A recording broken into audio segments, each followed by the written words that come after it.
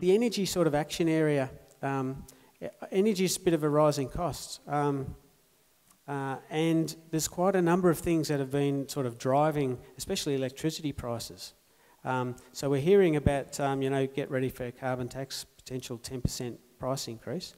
We're probably in a sort of a decade period where electricity prices are going to double.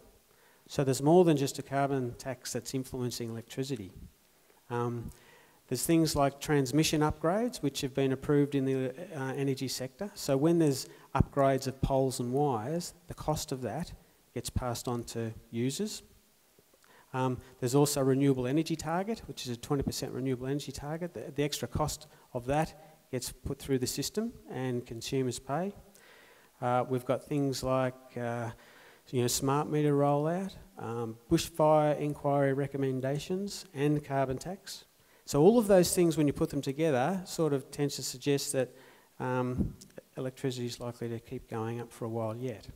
So it's not just the carbon tax. We could remove that, and that affects the energy, the generation part of the system, but there's all these other costs to supplying energy.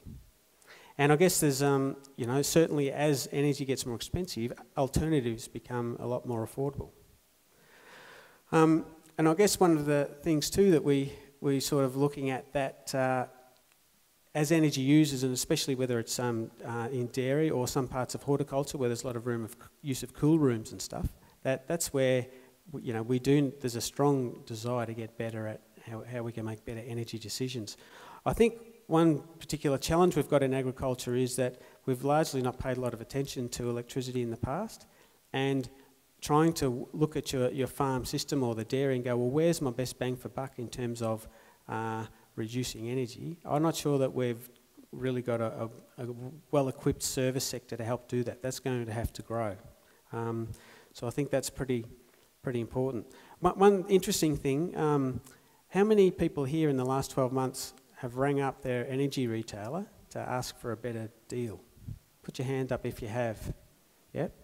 Okay, now put your hand up if you got a better deal. Yeah, pretty well everybody. So what's interesting is that I rang up about, 2 months ago and said, I wouldn't mind getting a better deal, and I got a 10% discount for the next 12 months. And I said, why don't you tell people about this?